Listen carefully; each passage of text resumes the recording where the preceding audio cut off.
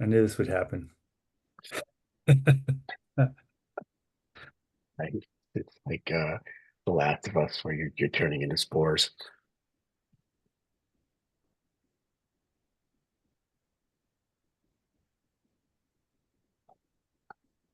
All right, let's jump in. Participants, thank you all for joining us. There should be a questions function out there or in the chat. I'm going to type a quick note in the chat for you guys to jump in.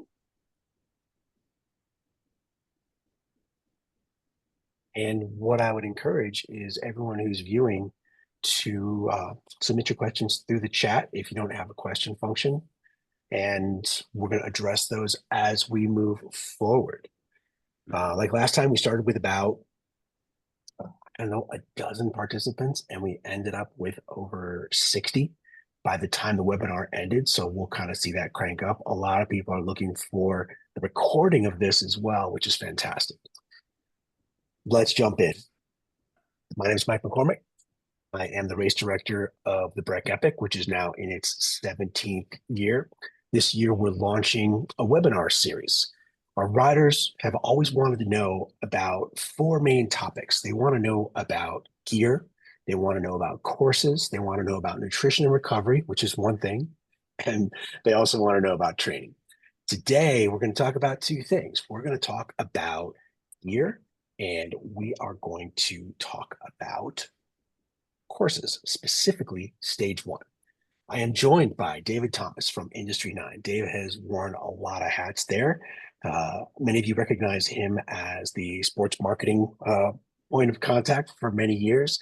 Dave's now transitioned over to the sales side, but his knowledge of product and the demands of what the racing community and the high mileage riding community needs is fantastic. We're thrilled to have him along for the ride. We're going to talk about good, better, best for specific types of riders. We're going to talk a little bit about the etymology of the Industry 9 brand, which is, in Marvel terms, the origin story. And then we're going to talk also a little bit about a Wheel Builder promo that we're evil geniusing up on our end. We're also joined by Jeremiah Bishop, a multi-time elite men's Breck Epic champion. He won the very first edition. JB has a storied career, both domestically and internationally, where he has traded jabs with the elite of the elite in the world's most difficult and challenging events. He has an encyclopedic knowledge of the course. He has, man, a tinkerer's take on gear. And he has always, since his time as a young athlete, had a questioning demeanor about why does this work? We should question that. Can we make it better? Can we make it lighter? Can we make it more practical? Can we make it more effective? He's a wonderful panelist to have on board to talk about not just the course itself, we're going to walk through that, but also what you should expect from stage one. There's a lot of energy in that start corral. There's a 90-degree turn. The course turns uphill at 0.001 miles and stays uphill from there. Let's jump right in with David Thomas. David, welcome. Thank you so much for having me. Yeah, excited to share a little light on the brand, help some of the riders and participants, and just generally curious folks get a little bit better grasp on our product line and yeah, what the wheels can offer riders. So yeah, excited and thanks again. You're welcome. Why don't we start there, since it was the first thing on your list, your list. Tell us a little bit about the brand. Where did it come from? Where are you? Where are you producing things? Yeah. So, for those that don't know, Industry 9 is a component manufacturer based in Asheville, North Carolina. We do a ton of our own machining in-house here. So, a little bit of the genesis was, we are born out of a contract machine shop that has been in business for over 50 years now in Western North Carolina.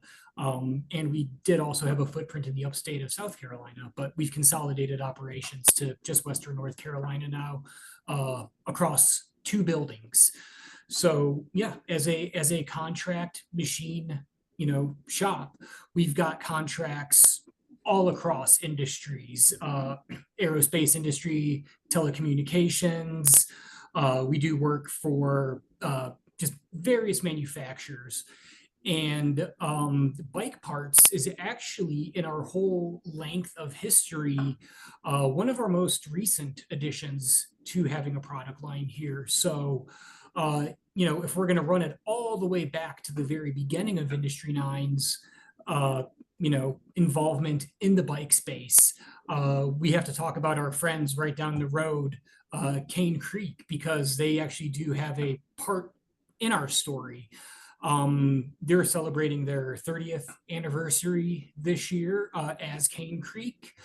Prior to that, they were a company called Diacomp USA, which was an American subsidiary of the Japanese component manufacturer Diacomp. And just to, have more immediate access to the market in the United States is why Diacomp started the American subsidiary. So being local, Diacomp was assembling things. They were actually assembling some of the first generation RockShox RS1s, not the most recent RockShox RS1. And our machine shop actually got the contract to do some of their end cap or their top cap manufacturing. We did the CSU, the Crown Steer units for that as well. So yeah, for a long time, our machine shop was making parts for Diacomp USA and Cane Creek. And the product that really kind of turned the corner for us was, of all things, a hub. And if any one of y'all is to go to Cane Creek's website right now and kind of look at some of their 30th anniversary, stuff that they're putting up there, there is a hub that they share called the Solly Hub. And that's a hub that our team here, our owner, Clint, actually took a big hand in helping develop with Cane Creek. And one of the cool things about the Solly Hub is it's a near instant engaging roller clutch hub. So it doesn't use pawls and drive rings like we have introduced with the Industry 9 product line. But it is a one-way roller clutch mechanism, and that has its own set of pros and cons in itself. But one thing that exercise did was it got our owner and chief engineer really thinking about the advantages of a fast engaging hub. So this year, Industry 9 ourselves is set to celebrate our 20th anniversary of making things. So a little bit more on that in a moment, but back to the roller clutch hub story. Yeah, it got Clint thinking about instant engagement. It got him thinking about how to approach this. Now, if you do try to find one of these Solly hubs, you really might not find one. Too many of them didn't make the marketplace. That product did ultimately not really see big distribution, but again, it did get Clint thinking about more and more about the advantages of this. Fast forward a couple more years into the early 2000s, and after some, life changes and maturing, Clint, our owner, got really into adventure racing. And adventure racing, has all sorts of different outdoor disciplines in it: paddling, ropes, running, mountain biking. And it was in the mountain biking portions of these races that he was revisiting this instant engagement hub concept in his mind. So he started, with a machine shop at his disposal, started revisiting the mechanism. But instead of using a one-way roller clutch, he kind of settled on pawls and springs. And from there on out, he just started tinkering. And like I said, Industry 9 is coming upon 20 years. And, kind of one of the more endearing, kind of cool things about us is that, we were never really born out of a binder sliding across a banker's desk for financing.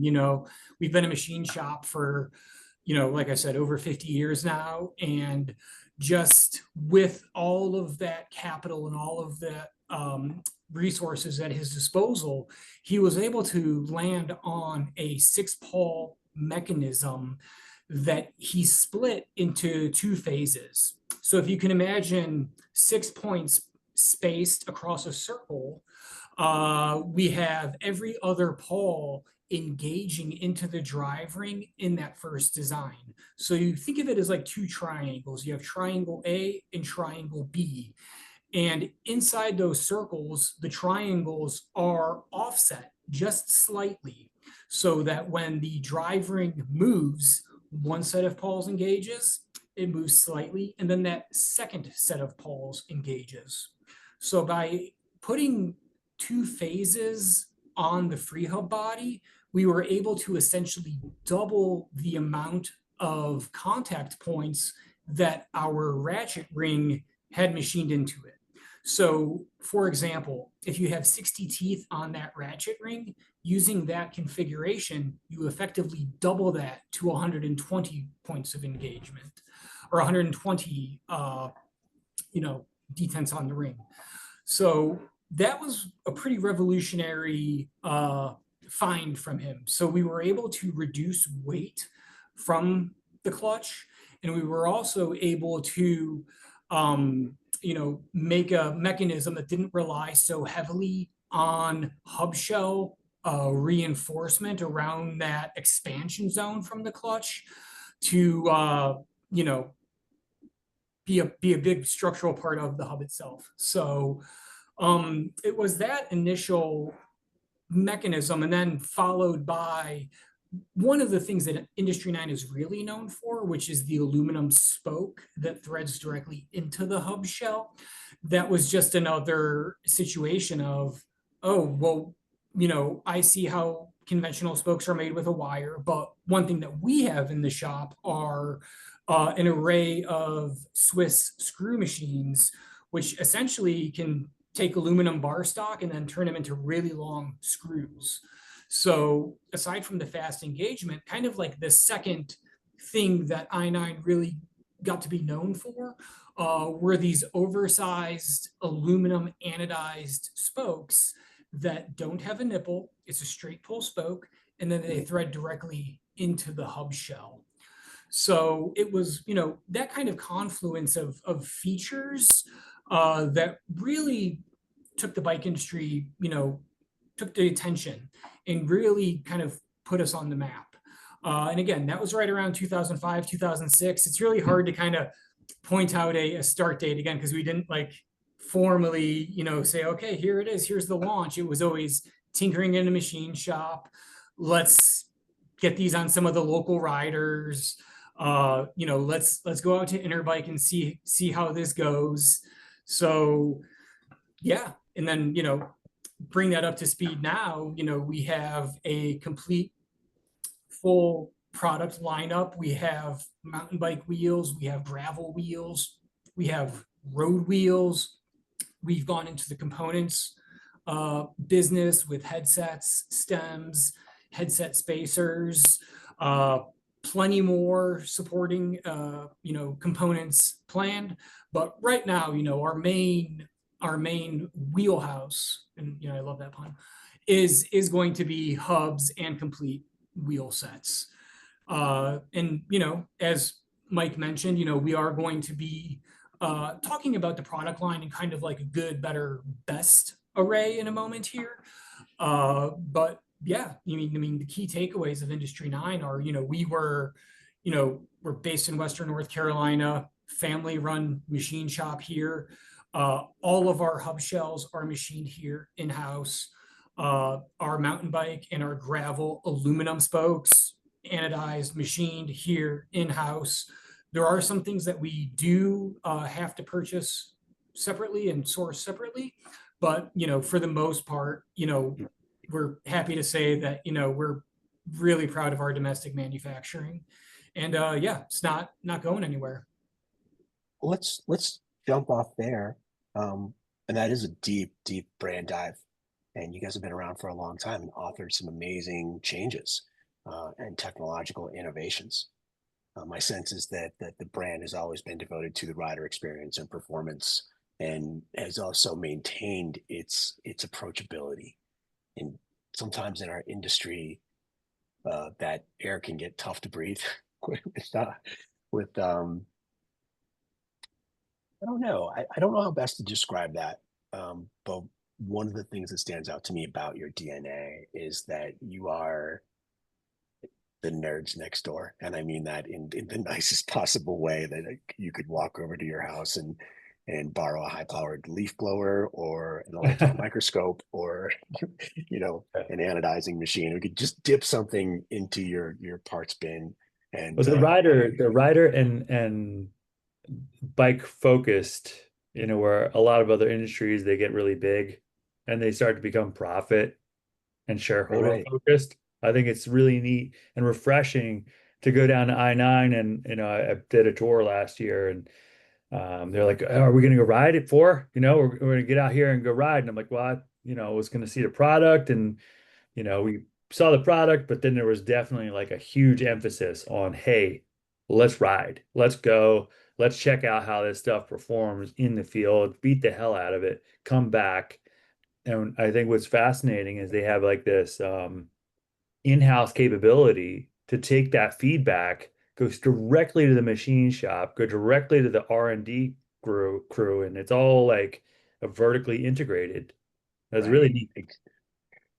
I Yeah, think it is that pretty cool that we're able to make some slight tweaks and then have them out on the trail or, on the race course, the next weekend. It's even funny, Jacob and I did the Woods Mountain Race this past weekend, Oh, cool. and just the number of like prototype and test wheels that we have on our little crew That's funny. around, still getting a ton of miles in on these local races that we're doing. So yeah, I mean, that's kind of part of it, right? If you're going to work in this industry, there's certainly compromises that you make in some aspects of it, but then, heck, go ride these new prototype wheels for, a couple months, or hey, let's go out and, you know, ride bikes and race bikes this weekend. So, we've Yeah. never lost sight of what this is all about. And it's just really about spending time on two wheels at the end of the day for us.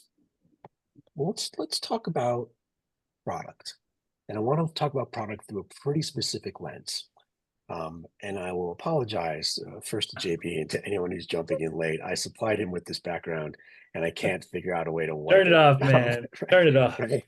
If I could, I would. All good. All good. So we are going to dive into really a good, better, and best framework. Understanding that there's different types of riders out there. You have people who are flyweights who have huge engines that are built for climbing. You have people who are heavyweights who have huge engines and are built for brawling. And then you have lots of folks who are right in between, who are all rounders. And the perfect wheel isn't the perfect wheel for everyone. And the perfect wheel is really course dependent as well. So I'm going to ask you guys to tag team this a little bit. The Mhm. demands of stage one are very, very calculated from our end. None of the courses are intended to make you suffer. You're starting at essentially 10,000 feet every day. The altitude is a limiting factor. Everyone's breathing through the same size straw. It may feel very personal, as we discussed on one of the previous webinars, but it's not. It's totally a shared Mhm. experience. Stage one is a stage that has some square edged rocks. It's probably part of the only place on course where you'll see that stuff. There are some high speed cluttered descents.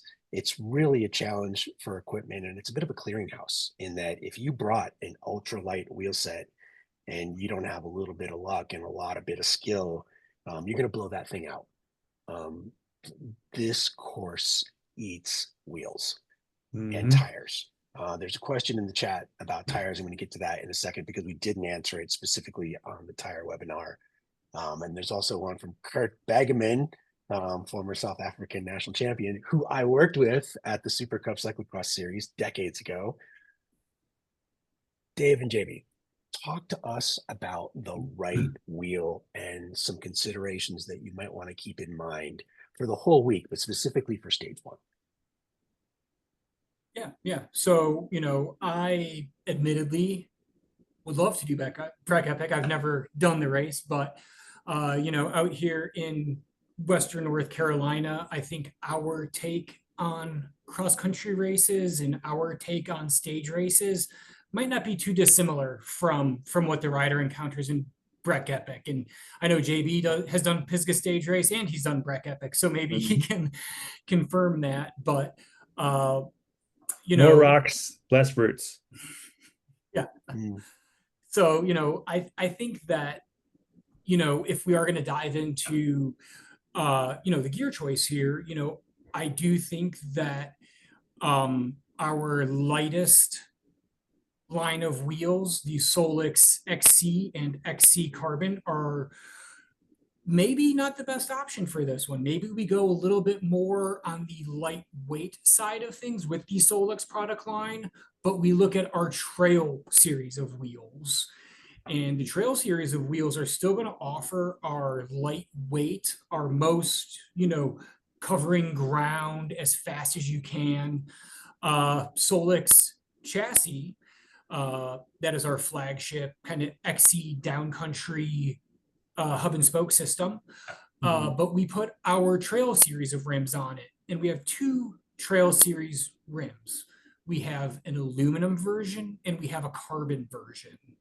And the aluminum version is actually a very impressive rim. I had that. Yep. Yeah, it's a very nice rim. It's a pretty wide, almost 30 mil inner width. So it really works well with those 235, 2.4 size tires. Yeah. You And I just think blew people's world right now by invoking the word aluminum because we're also sold on carbon. Want to touch on that for a second as we explore Solix and lightweight versus more of a trail build. We have a question from Kurt Begeman wondering about if Industry 9 still makes a cross-country wheel for the Cannondale Lefty. at the moment, we do not have a lefty front hub option. Kurt, you're going to need to You used to look make one elsewhere. though? We did used to make them, correct? Really? Yeah. Correct. Yep. But Or we're going to need Kurt to grab another stanchion and put it on his bike. I got a question from Mark Prince. This one gets a little off track, but I'm going to bring us back in a second about gearing. And I got this question a week ago and have yet to respond to it in my inbox. 32 by 50? 30 or 32? JB, you're a weird person to ask because you've got high power output. Smaller What gear, is- 100%. I will go to a 30 on wheeler. So I'm pretty much running the smallest gear humanly findable. Looking for more. Right? And looking for more, begging for more gear. Yes, Yeah. go with a That's smaller us. gear. If you need to coast, it means you need to be drinking and eating anyway. Like it's something to think about. The other thing to consider is you're breathing so hard at that elevation. If you're a sea level rider like myself, a pack is a great option because then you can hydrate, take on calories while you're descending, and then breathe, like a windbag on the climbs. So it's kind of tricky, consuming enough fluids if you're really working the climbs pretty hard. Yeah, I agree with you there. You might not always need it at every point on course, but there are points where you're going to need it, unless you want to be in the business of changing out gearing on a day-to-day basis. I think that's kind of a technical no-no to mess with your equipment that much. You need your Yeah. stuff to be If you have a reliable. mechanic, then yeah, sure, go for it. But yeah, it's not worth it. The lowest gear is the one to pick. Sorry, Mark's next question was 30 millimeters for inner rim width. And I typed the wrong answer to Mark. I'm sorry. Answered the other question. Dave, that is close to 30 mil on the Hydra Trail and the Hydra Trail Carbon, right? yeah, so the trail alloy rim is a 28.5 inner width. Got it. Just And under then, 30. Yeah. yep, and then the trail carbon rims, we do something that's pretty common these days. We have a 30 mil front and a 29 millimeter rear. And they do have, so different inner rim widths, but also different layups on them. So the 30 mil inner width front rim is a little bit, of course, wider and a little bit lighter. And the layup has, a little bit more, the buzzword vertical compliance. So it's a little bit more friendly on your hands, elbows, shoulders. The rear rim 29 inner width does have a stouter layup on it as well. So, your rear wheel tracking it through some rock gardens, you're multiple hours into a stage, multiple thousand feet of climbing, you're not picking the cleanest lines anymore. The rear rim does have more carbon in it, so it does have more impact resistance. So that's the carbon stuff. We do a front and rear different rim assignment for that one to deliver, just a real optimized product. The aluminum 28.5 front and rear. And another cool thing about the aluminum trail rim is it does have a wider bead wall to kind of emulate a carbon rim. And it does have that hollow cavity, which helps us keep weight off it with that wider bead wall. But it also kind of buttresses the main rim cavity a little bit more for more impact resistance. So you're referring to the actual bead. It has a hole or a cavity inside the bead. Yeah, well, the bead wall, yeah, exactly. So if you were to section that one, you would see, the main cavity, but then when you see the bead wall, because that bead wall is wide, we have a hollow section there too. So if you were to cut it open, you would essentially see 3 cavities. So that's pretty key for impact. And one of the biggest things I noticed between I9 and the DT rims is that if you do hit a rock, accidentally, which will happen occasionally, the bead was so sharp on the DTs, it would cut the sidewall instantly. And this really wide bead rim, it makes a huge difference. You can hit the edge of this thing, and it's just like a square edge, so it doesn't cut the tire, which is obviously pretty amazing.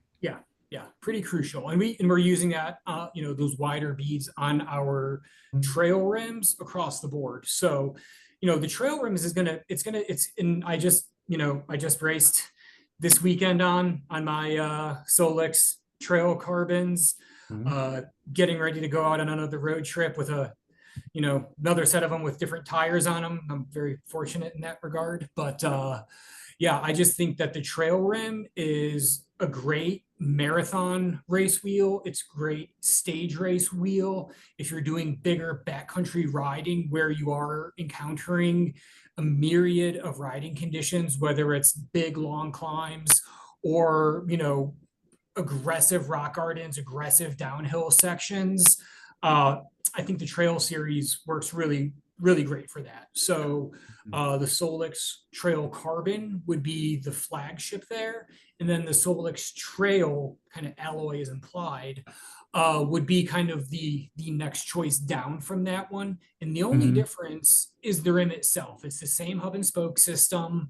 We're just using carbon rim on one, alloy rim on the other. And then for those riders that are like sub 150, sub 70 kilos, you're looking at the Solix XC Carbon. That's what I've been using. I love it, especially if you're, a nimble rider and, light on your feet. So it's not for everyone, but I guess there's sort of different options for different weight riders as well. Correct, exactly. Yeah. And if if you don't have a history of being hard on wheels, or if the terrain that you're riding is, terrain that well, can stay fresh throughout the ride. Yeah, the Solix XC Carbons are phenomenal. Those are 30 mil inner width, front and rear. So for that one, we don't do the front and rear specific, and that is to shave maximum grams. Again, same Solix hub and spoke chassis, We're just talking about new rims here. So I'm racing That's, the e-bike class this year. So I was wondering, what wheels do you recommend for the e-bike class? Yeah. you're not going to be on them for long because they're going to arrest you. You know, it's, um, because none of the course is e-bike legal. Oh, well, So, I had to which joke. is, I had to joke. you But know, I the get new it. Hydra is e-bike compatible. Correct, right. So for riders that do want to get out on the e-bike, yeah, our Hydra 2 line is going to e-bike compatible. So anything Hydra 2 in our Enduro family to our DH family, those two product families, Mhm. those are fully e-bike compatible. And for our new folks that are riding these the deregulated, crest lines and specialized, we would want to go for the Hydra 2 DH for like full power e-bike. Well, it kind of raises an interesting point in that our chief mechanic, Win Allen, who's Mhm. one of the best mechanics on the planet and a huge fan of Industry 9 Yeah, because he's been in our orbit for as long as I've been with I9, which is 14 years now. So Wind's Wheels have always been Win's, has always been in our orbit. yeah, Win's a unicorn as a human being, as a professional. He builds all of our service course bikes, which will be kitted out with Industry 9 livery this year. He came up with a great idea about asking you guys to support Industry 9 riders on site with some small parts, stuff that um, if they were going to go through anything or they're going to experience wear, that you would supply, so we would have them for racers. And Win is going to be the MC of that program. Industry 9 is committed to sending him a grip of things to help riders with their wheels. Um, I sat in on a wheel presentation with Keith Bontrager in the early days of Trek's ownership, and it was to a bunch of dealers, and I think we were in Santa Cruz. Um, and a question from the field was about pedals, actually. Will the pedal be field serviceable? And Keith, kind of chuckled at Keith smile, and he's like, it shouldn't need to be serviced in the field. That's the point, right? Something along those lines. So our hope is that nothing will need to be serviced, but the reality of the situation is that the course is demanding. It's hard on equipment without being overly punitive. But Dave, earlier you invoked the fact that sometimes you make bad line choices because of fatigue. Course is long, the weeks even longer, and you're going to put your equipment through the ringer here. Which is why no one should loan a bike to anyone coming to race this week. You're going to get a very different bike back. So we're going to have that small parts program, which is sort of a tribute to what Sea Otter did with preferred parking for Subarus and Volkswagens, and I think it's Mazda at this point, and that you will get a little VIP perk for that. Cool. We're also going to be building some service course bikes. We're going to be building Yeti ASRs and SB120s. We're ordering them in traditional turquoise Yeti livery, and we'll also probably get some black bikes. They will have orange Fox front suspension. And so we're, co-mustache twisting with the Industry 9 folks to get you guys to jump into their wheel builder. I would love for you guys to get into that wheel builder and build some beautiful wheels. You can pick hub color, you can pick spoke color. Orange hubs, turquoise spokes. Go nuts, or none of the above, or all black. It's something stealth.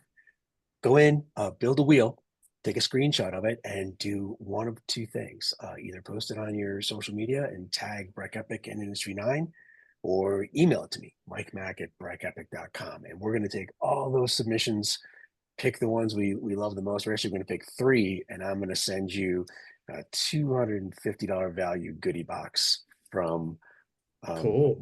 Mike Mac's warehouse of broken merchandise, which Robin on our end just helped me inventory. There's a ton of cool stuff in there. So go to the wheel builder and check it out. It's so much fun.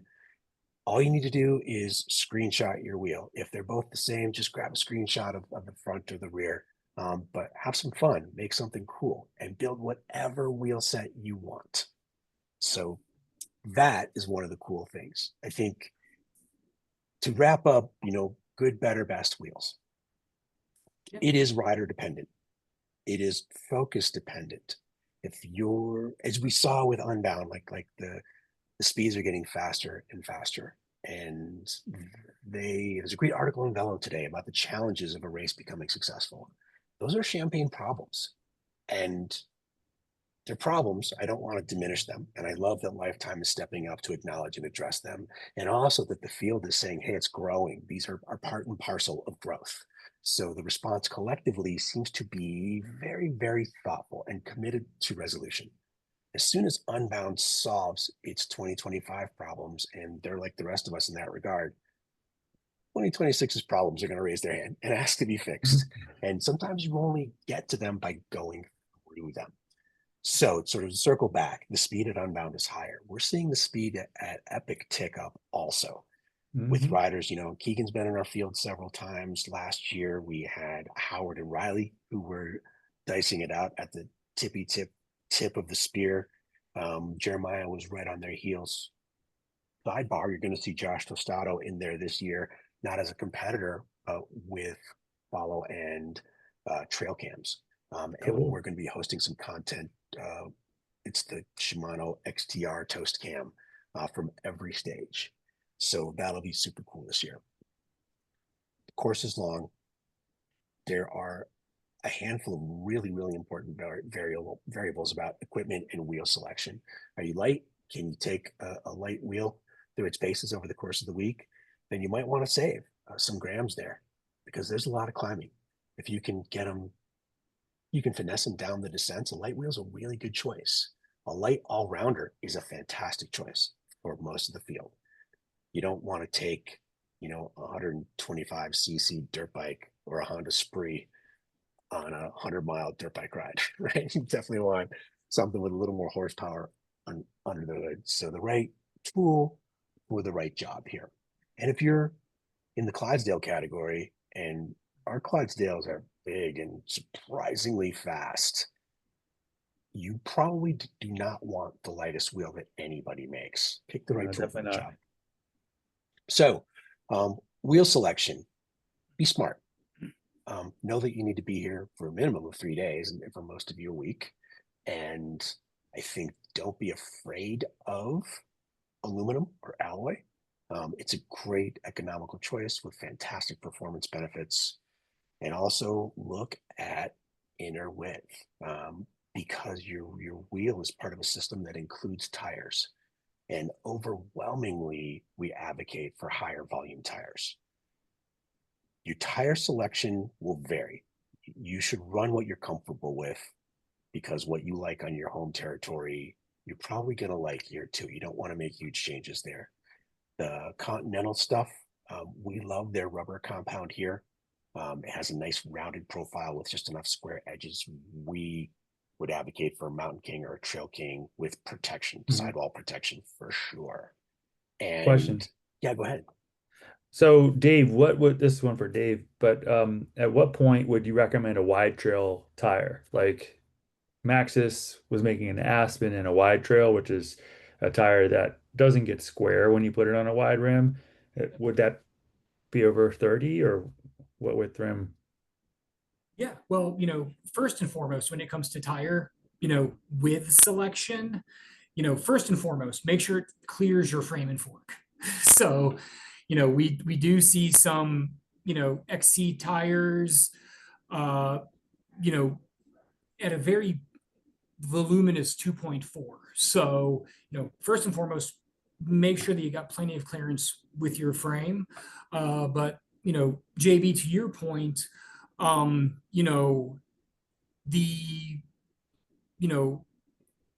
2.4s, it seems like most of the XC tires, most of like the quote unquote down country tires have kind of landed in that 2.4, 2.5 range. And, 10 years ago, if you were to told me that XC tires are going to land at like 2.4 with 30 mil inner widths, I would have been like, Oh yeah. what are you talking about? When I started here at I-9, I remember the Crest, the XC rim of choice was 19 or 21 mil inner width. And now we've gone to, you know, 30 mil inner width as being a great choice for a 2.4 tire, and for like the 2.5 WT tires. Mhm. Don't quote me on this, but if I'm not mistaken, I do think that Maxxis does base a lot of their tire design on the WTs around, you know, a 30 mil inner width rim to go Yeah. for the maximum, or, you know, for the optimized, you know, uh, mounted, inflated. Oh, it's already like compensated for. Mhm, mhm. Cool. Yeah, I like So, that size. I mean, it's fun. I remember the first year I came out to Breck Epic, we were running like a 2.1 Kenda. It was like dancing on the rocks. I mean, it's great on the climbs, but very sketchy on the corners. You had to really watch your line, and the downhills were a nerve-wracking endeavor. Let's just say like a bad wooden roller coaster. And now we've got these amazing juicy tires, 2.4. I mean, you can just pick your line. It's confident. The thing with this, especially above alpine terrain, is it's almost like it's not protected from the weather. So this is stuff below tree line has roots, has grass cover, so the soil stays on it better. But the stuff above tree line just gets hammered by the sun, by the rain, by the wind, by the snow and ice, and so just all the topsoil goes, and it's just rocks on rocks. It's like riding a riverbed on sections, and I think you'll get not too many sections like that on this first stage. It's bony, but not quite as bad as sections of the Colorado Trail. You know, get up and over Wheeler. That's when you really get just a lot of exposed rock, and you're hitting edges without even thinking about it. 2.4 is my go-to. That'd be maybe my pick, to be honest. Fast rolling 2.4 for most stages.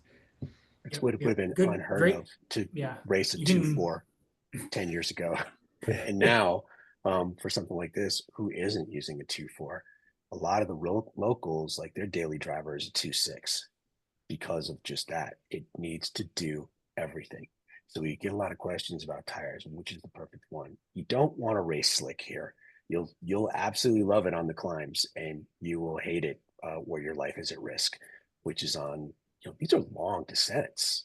The descent from Wheeler is, man, it's over 20 minutes for most people. The descent on Mhm. Gio, on both sides of Gio.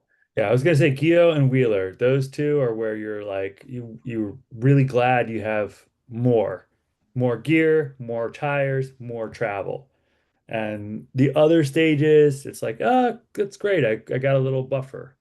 But there is where you're really glad you didn't take an overly conservative approach with your equipment or anything else. JB, what pressures do you find yourself landing on for something like this? I know you're riding, you know, 30 mil inner width rims, you're riding 2.4 At tires. 150 pounds Yep, race yep. weight, That that's matters. a That matters. very important aspect. If your race weight is higher, of course your PSI goes up quite a bit. And yeah, I mean, I'm running in the teens. I mean, with a Mhm. 2.4 GeoClaw on a wide rim, I'd say I'm running in the 18 PSI range for most terrain, and then I'll up the pressure a little bit just for a little extra security. I'm not running tire liners, so that's another factor. For those that are running tire liners, you can run, very good sweet spot pressure. That's a factor. Yeah. For this weekend's race, I was running again our Solix Trail Carbons. I was running a tire a little bit lighter weight than I would show up to Breck Epic at. I was riding the Maxxis Aspen, and I landed on 19 front, 21 rear at about 170 pounds Yeah, yeah. loaded up. So yeah, good accurate pressure gauge. Very Yes. nice. I'm very happy. I've got the SKS digital one myself. So hmm That is always in the kit. That's like the pro travel kit. You always have a little bit of tools. I mean, extra set of wheels, like I said, would be really nice if you can pack it, or if you're driving to the event, why not? Throw an extra set of wheels in your vehicle.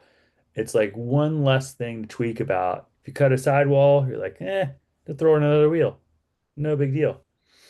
Absolutely. That is the thing that this course eats most is wheels.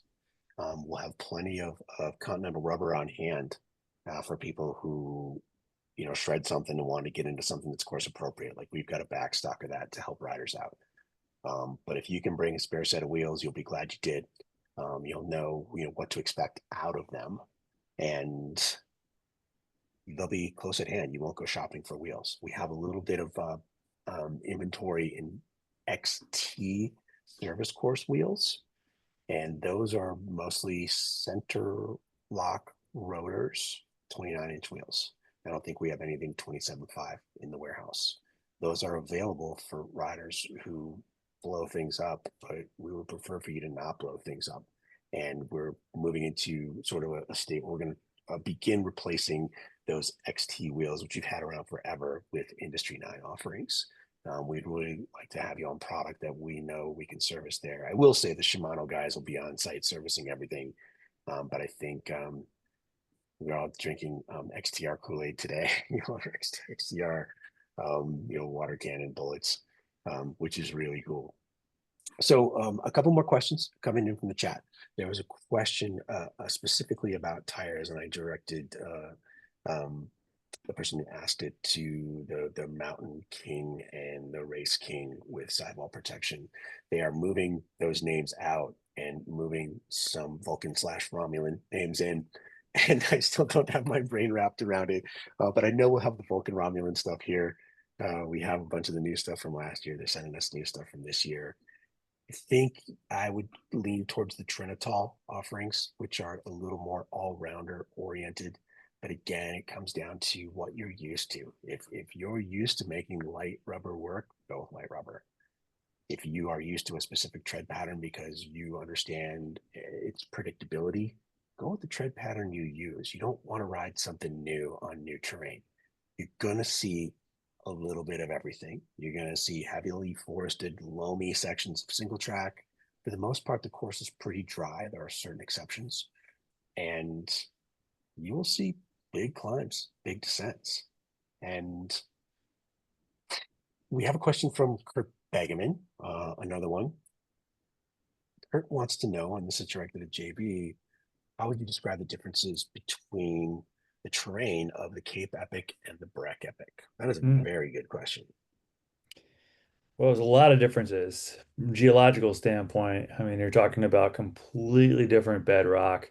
Cape Epic and the whole sort of plateau that it makes up South Africa there and the Western Cape is ancient seabed that was uplift sometime in the last 100 million years. So as it breaks down and all that sandstone breaks down, they're just puddles of sand. So you'll actually be in sections of Cape Epic where you'll be blasting down a chattery bedrock hillside through the fynbos, and you'll like get to the bottom and it's just sand like for a kilometer, and you'll be just wiggling and sliding through the sand, and there'll be rocks floating in the sand that you're hitting. Those are very, very different terrain. Um, it's bony, it's rocky, it's loose. So there are some similarities there as far as just the amount of rawness to the terrain and lack of topsoil. But I would say that when you do have dirt at Breck, it is delicious. It's lovely. You know, you get sections of Colorado Trail, especially the sections in the trees where it's very compact. It's pine needles compacted into the soil and it just glides. I mean, it's a really fast surface in a lot of those areas. Gold dust, you get kind of a little more silica, a little more like, it's almost like a pinball lane where you've got like these berms where you're going through the sluice path. So it's almost a little bit of a bobsled, and you get some really fun sections there. And then, yeah, you get more variety, I would say, for Breck. Just in the fact that you might even see mud at the beginning of Wheeler crossing some of those moose track sections, exiting the first little start area. So it can be, I don't know, quite a lot of variety that you'll see, but less sand. That's the biggest thing. Less sand and no cactus. So when it comes to sealant, yes, you want to have just as much sealant. Uh, we would check the sealant daily because Cape Epic, you'd have all these thorns and it would Actually, you'd lose sealant without even knowing it. You just see a little spray on the back of your seat tube, and dang, I guess it did its thing. But um, here it's a little bit more like you'll know it when you hit something, and you need to, have your plugs ready. But it's not cactus, it's some Colorado's finest shale or granite. uh, it's like a black eyed peas buffet. There's a lot of different stuff over there, and that's a great molecular dissection of the variety and the variation, of course, and what you'll see here. By and large, it's dry. You do not need anything mud specific here. There have been an occasional rainy day, which we address on the fly, but loose over hard. I think I always think of Colorado Springs riding like that. Like it's kind of like a fine pea gravel over a really compacted surface. Hmm. We're not quite that, but it's there. Like we're in the same family, kissing cousins, maybe. A little more Hmm. organic matter here. Yeah, So yes. Thankfully. again, Yeah. yeah, right. I think go with the tread pattern that you trust. Don't sacrifice durability or weight. And I think ride the heaviest thing. This is just sounds like terrible advice. Ride the heaviest thing you're comfortable with. Most Um, durable, most durable. there you go. Thank you. You should be a PR guy. So I want to move us into a couple of things, but before I do, Industry 9 has generously provided us with a discount code. Enter Breck Epic 2025 for a 20% discount on all Industry 9 stuff. And that code is valid throughout the event. We would love for you to use it. We would love for you to build up your own wheel set. We would love for you to put a spare set in your stable and bring it out because you might need it. And being the guy who needs a wheel from his buddy does not make you the most popular guy in your house or girl. So don't be that person. Yeah, We're going to we're talk really about, excited. yeah, thank you. It's Thanks, Mike. you stick around because I think you may have some things to say about where JB is going to take us next. Stage one is meant to be a splash of cold water. It is of all six of Epic's stages, it is the one that the locals probably ride the most because it's attainable, it's predictable. You could ride it once a week, all summer long. It incorporates big sections of the Firecracker 50 course. It does have a little bit of everything. It has long climb, two of them. It has kind of punchy climb, and it has some searingly fast descents. It's meant to put people on notice that the course is serious. And you have a start scenario where everyone starts at once and it is a neutral start, but you're rolling out in a big field and people are a little bit jittery. JB, I want you to start us there. Tell us Hmm. about what riders should expect in the 5 minutes before the start up until like 10 minutes after the start when you're dropping into Aspen Tunnel. Yeah, 5 minutes before the start. So first stage is Pennsylvania Creek, and it's approximately 34 miles. I have the Trail Forks pulled up here. It's approximately 34.9 miles, 5,523 feet, and it tops out somewhere around 11,000 feet. So not that high for Breck standards. Uh, I'd say it's very solid stage. It's one of the stages I really like a lot because it's got some steep sections, it's got some flow sections, got some berm sections. So as you prepare for the event, I would recommend definitely for those who haven't been there in the morning by the ice skating rink. It can be chilly. It's just on the shaded side of the mountain. And I would definitely bring a jacket. You can dump that jacket once you get to a few minutes before and get it at the finish line. The same thing goes with the aid stations as far as dropping off things and getting them later, as long as you're labeled or you have your name on it. But yeah, there's definitely some good areas to warm up on the road. I would just get in a light warm up. It doesn't need to be excessive.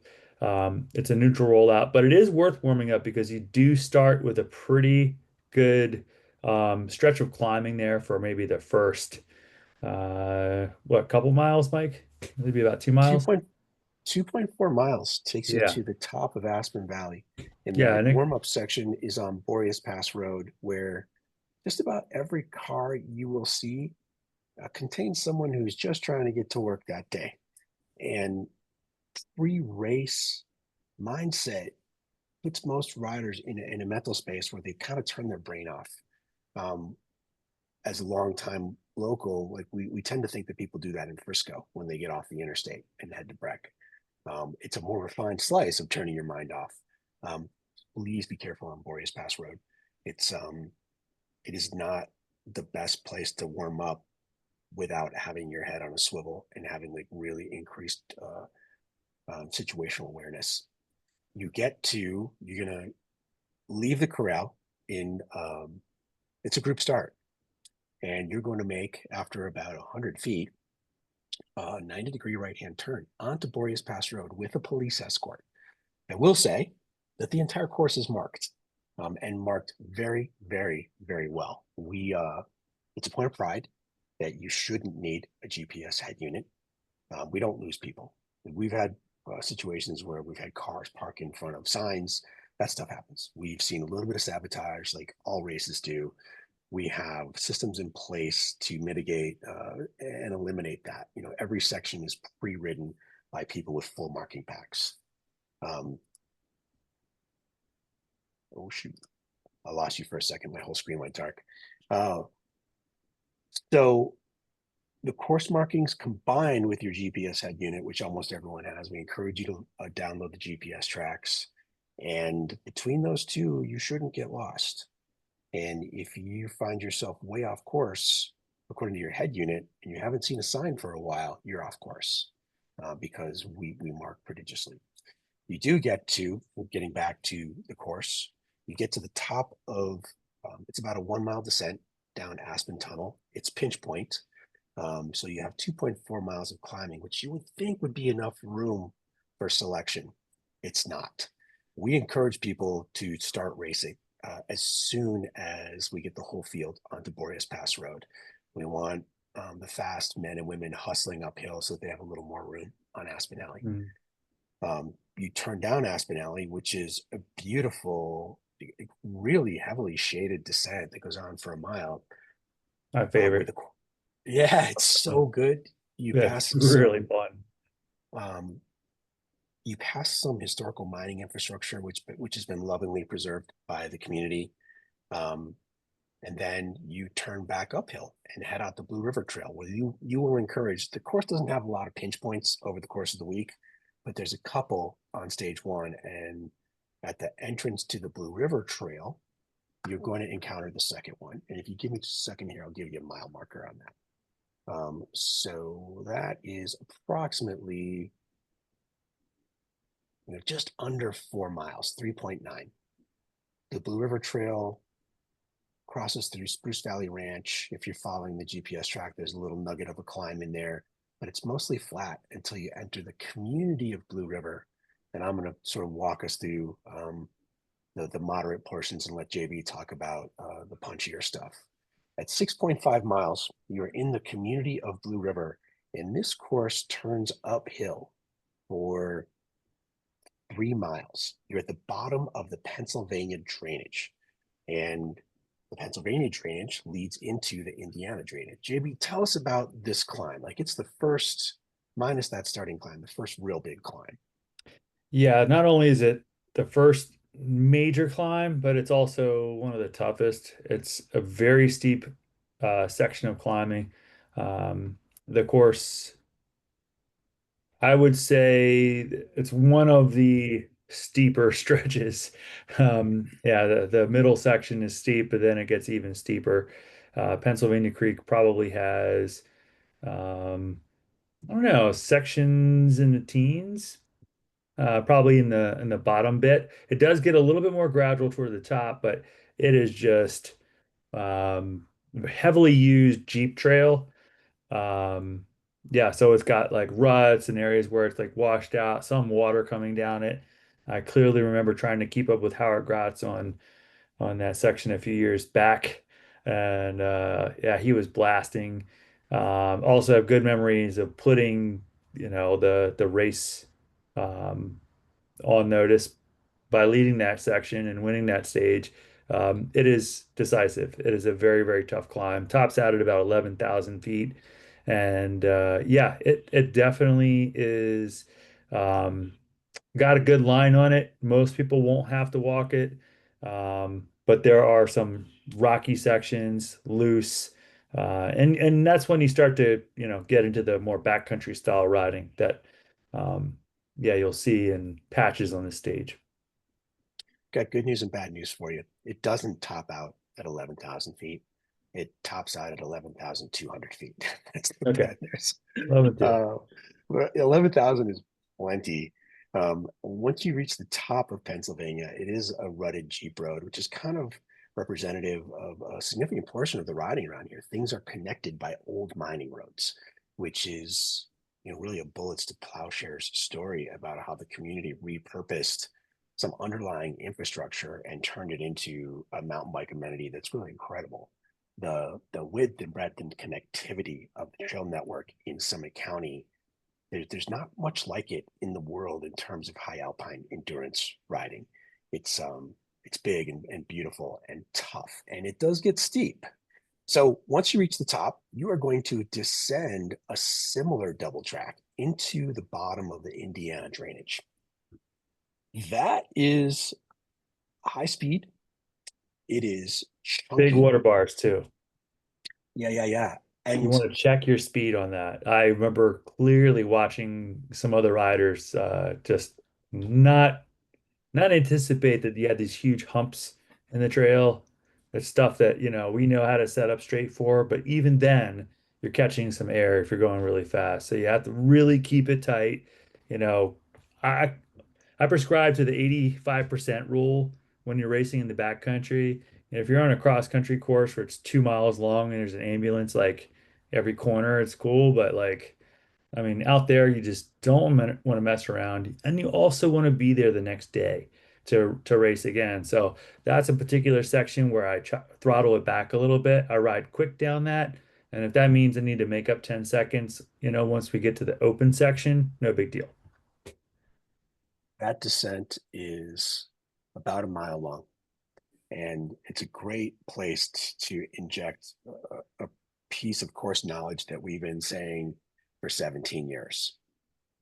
You cannot win the race on stage one, but you can lose it there for sure. It really is the overarching theme of stage one is do not burn all your matches. You are at altitude.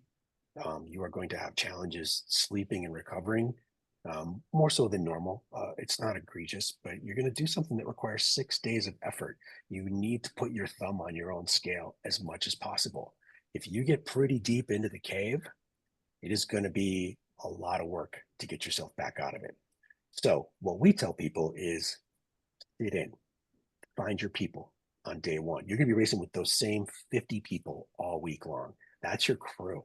They are pulling for you, but don't overextend. It's really easy to think that you got a lot of horsepower because you have so much adrenaline. And that is a deadly, deadly trap for the rest of your week because you will pay for it as soon as you try to go to bed that night. So at the bottom of Indiana, you will turn back uphill and head towards Boreas Pass Road. It used to be this beautiful double track through the woods, and with an abundance of forestry and fuels reduction projects, they had to grade a road in.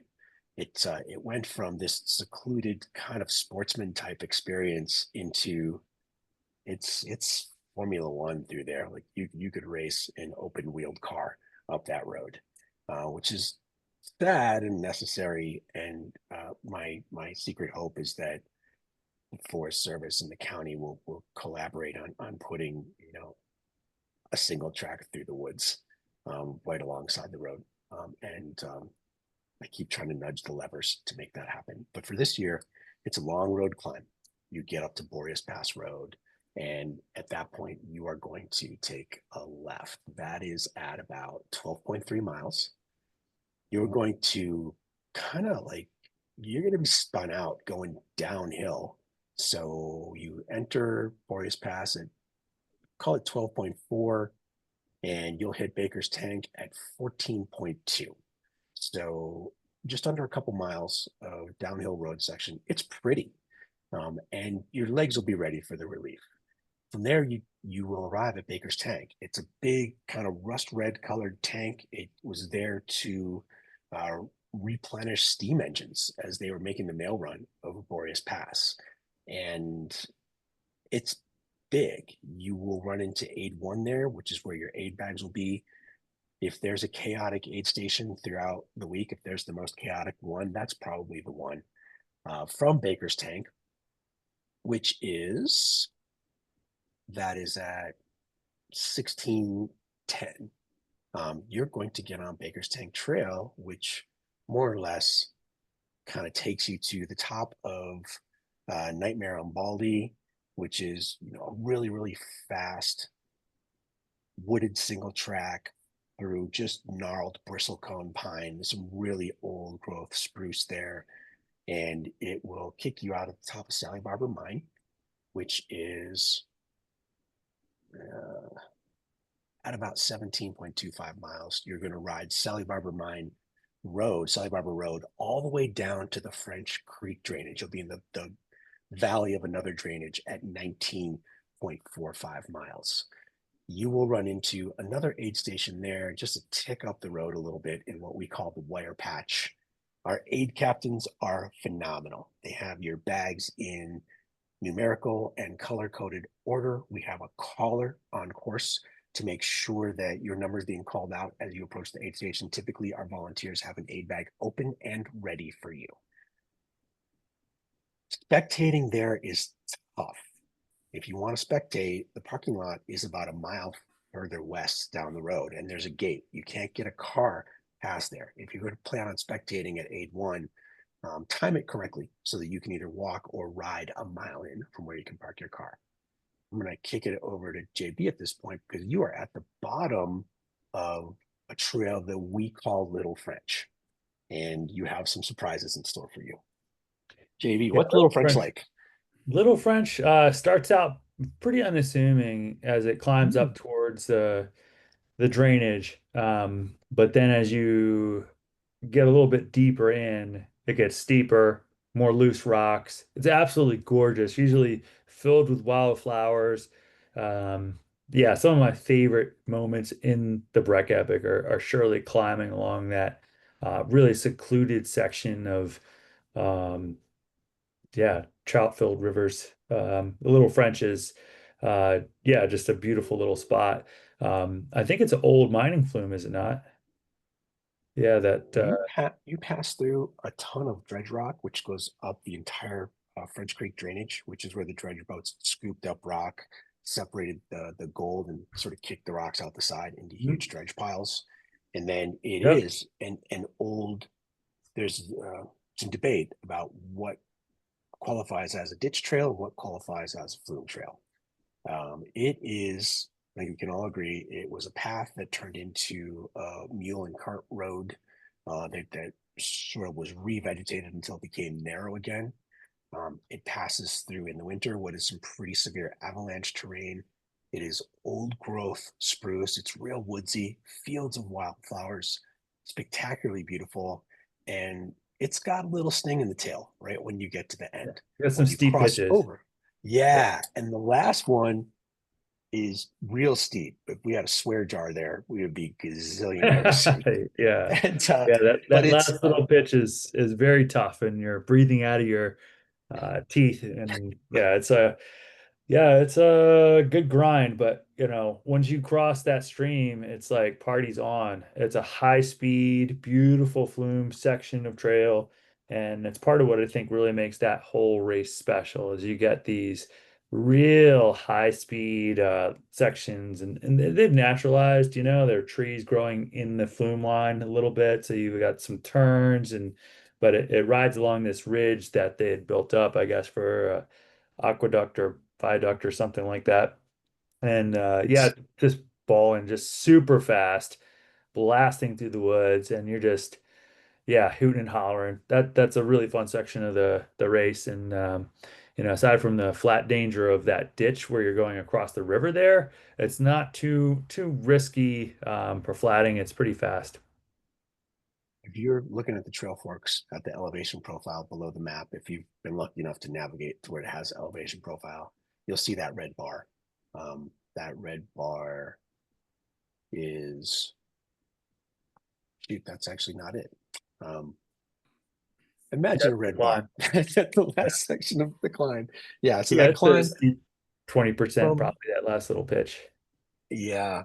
And Jeremiah's right. Like it winds through the woods on what is technically a ditch trail. You'll see a lot of the old infrastructure of ditch. It's more ditch stuff. You'll see big sort of misshapen tubing remnants that are out there.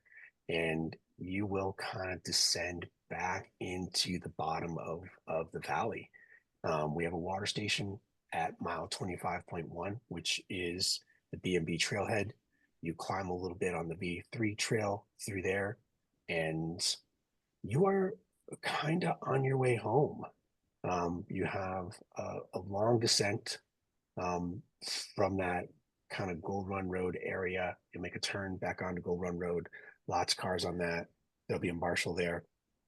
Again, course is well marked. And you work your way back up to, bear with me 1 second here. So you are going to get on and Chantilly to Gold Run Road to French Gulch Road, and then you're on the B&B trailhead to where the V3 trail is. You will descend down Barney Hmm. Ford, Barney Flow, right into the Carter Park switchbacks. Barney Ford and Barney Flow are through what we call dog hair pine. It's stuff that it's not healthy forest. It's really thin pine trees. They don't have elaborate root systems. They sometimes fall over. You can't make great housing lumber out of that. So if you're gonna hit a tree, hit one of those. Hit it high up, yeah. And, it's not unheard of for a tree to fall across the course or on a rider. That has happened before. Ooh, yikes. Keegan there's some structures through the woods there that are legal to ride. Keegan was trailing a Costa Rican rider, I think maybe 4 or 5 years ago, and he made a pass on a 4-inch wide skinny. It was a ballsy maneuver. And he passed him, within a mile, and there's no place else to pass. It was the only option. And he wanted 6 consecutive stage wins. And so it was important for him to get that one. The Costa Rican guy was real fast. So you descend into Carter Park. The entire world can see you descend these switchbacks. You can hear the music thumping from the finish. You can see the finish from there. And you will come across the line. It was just sort of a jarring return to civilization. You're in a dog park. There's a tennis court. There's a pavilion with bathrooms. There's a recovery station with, pickles and tons of scratch recovery product. And we'll make you a marshmallow fluff sandwich if you want one. Like our recovery station is legendary because the people who run it are amazing. And there's also at the end of your, what was it, JB, 34 miles, stage one, Yep. 5,500 vertical feet. We have a photo booth, not one of those where you jump in with 3 friends and get like a strip of 3 photos. We have David Clifford there, who is one of our country's elite portraitists. He lives over in Carbondale, and he is the current owner of the Breck Epic Faces project. This is pretty cool. Liam Duran started it back in 2012. He said, "Hey, I'd like to take a picture of every rider 10 seconds after they finish." And I kind of blew him off. I was like, "Yeah, do whatever you want. I'm busy." And so he did. And they were incredible because every rider has just accomplished something. Like they've gotten day one out of the way. It's such an important milestone. And these images show riders grimy and covered in sweat and dirt, and they look awful and beautiful all at the same time. It captures, they're so authentic, so honest. So we have a world-class photographer taking pictures there. Like we have people gripping riders in. You're allowed to do whatever you want. Bring your kids, bring your dog, bring your teammate, doesn't matter. We get a great photo of you. Dave does photography banter. Hey, how's your day going? Right, that kind of stuff. And then you go. We release you back in the wild. And then when you come to the Riders Banquet, we have all 500 portraits lined out, and you're allowed to go through and look at everyone's and pick your own and take it with you. And we have custom mats cut that have a space for your picture, which is a 5x7 high quality print, and then another space that's custom cut for your number plates. And we want you to put your grimy, greasy, blood covered number plate in there, put in frames, which we make available. They're these beautiful shadow boxes that are cheap if you order them in enough quantity and far enough ahead. And take it home. That is your memory of race week. We want you to we want to put a point on it that shows you in your element doing your thing. That's pretty unique. Stage one is no gimme. Stage one is a time to assess and inventory where you are, where the rest of your field is. If you're feeling good in the last 8 miles, pin it, open it up. But I would say do not go out hard. And there's some chaos. It's not like people aren't falling over each other. There's no overly aggressive riding in that field start, but it tends to be fast paced and there's a lot of people. You gotta be careful. I want to get to a few questions before we take off for the day. JB, would you add anything about what people need to know for day one? I would say we've covered it pretty well. Yeah, just that the elevation is not something to underestimate. And yeah, if you overextend on day one, you're gonna have to pay for it on day two. And the real way to have a solid stage race is to just find your level right from the first stage and respect it, and really just be able to deliver. Just ask yourself, hey, can I do this for 5 days? And then if the answer is no, you might be going too hard. I'll put be conservative on day one, and you'll thank yourself for it. There's plenty of time. Like the race is never won by 10 seconds or even a minute or 2 minutes. It's a long week. So hedge your bets. Let's get to a few more questions. This one's from Katie. She wants to know if she's going to send her husband out to just a few aid stations, which stages are most likely to see equipment carnage where supplies beyond the drop bag could be helpful. That answer differs by day. There are some aid stations where extra gear matters. If there's incoming weather, staging additional layers is important at any aid station just to be able to have your rider change into something dry. The aid bags, you can pack into them whatever you want. It's a postal service flat rate box concept. The bag itself is 10 by 15 by 15. You can fit a lot of gear in there. You're also welcome to go support your rider at the aid stations, as long as you are not interfering with other riders, causing a parking problem, being rude to an employee, which doesn't happen a lot, which has happened. This is not that kind of race. It's a long week. Everybody's got to be cool all the time. You're allowed to blow your stack once in a while. It's a challenging environment, but come back to earth as quickly as you can. We're going to cover those types of questions at the riders meeting where we do a course preview.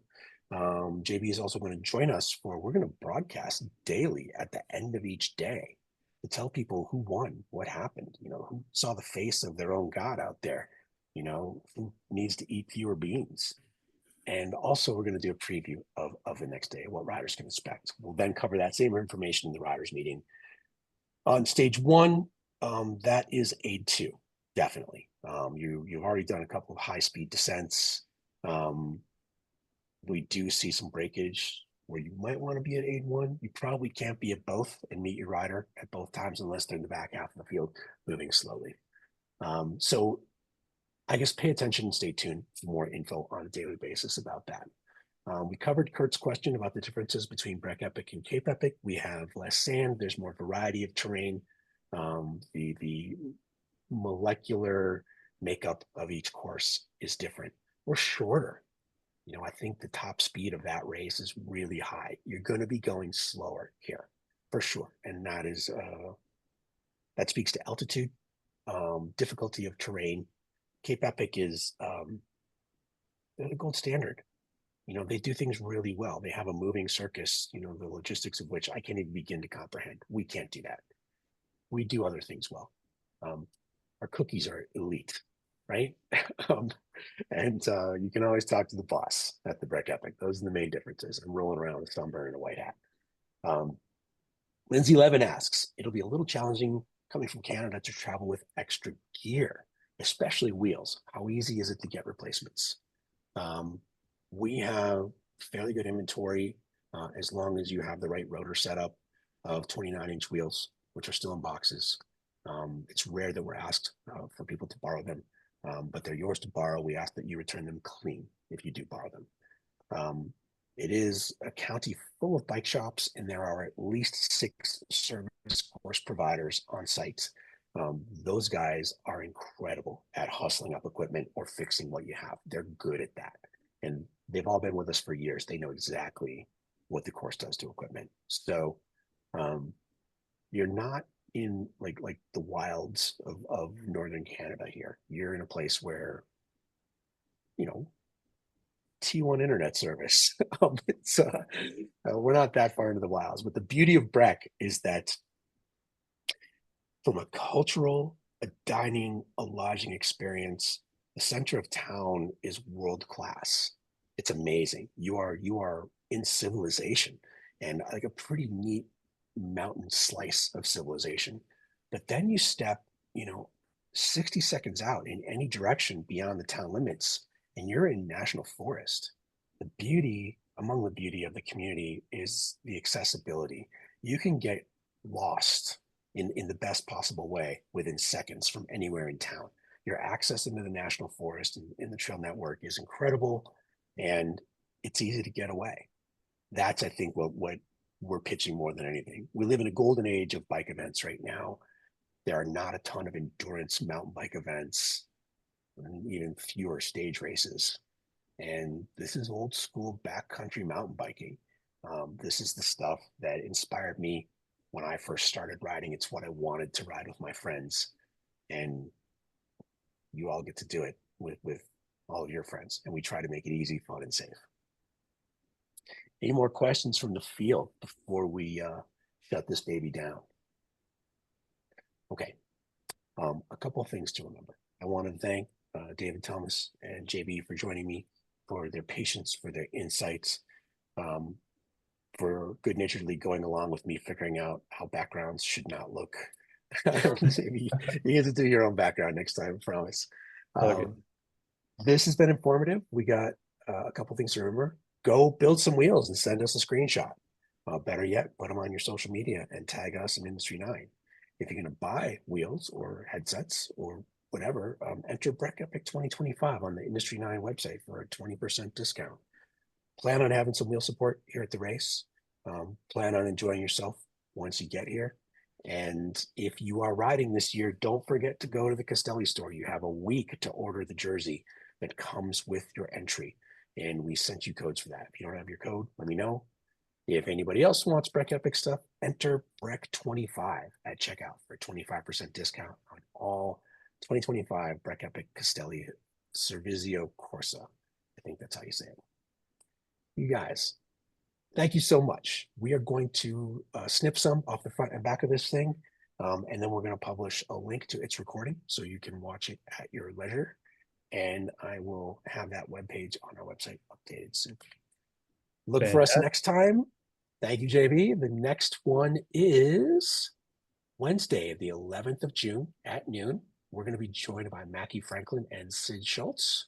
We're going to talk about stages 2 and 3, so a course overview there, as well as some reminders about course etiquette and how to communicate as riders out there to keep everyone safe, which is a great topic. Gentlemen, have a fantastic day. This was awesome. Thank you. All right. And to those of you who join us, we'll see you soon. Thank you, Mike. Bye, guys. Yeah. Take care.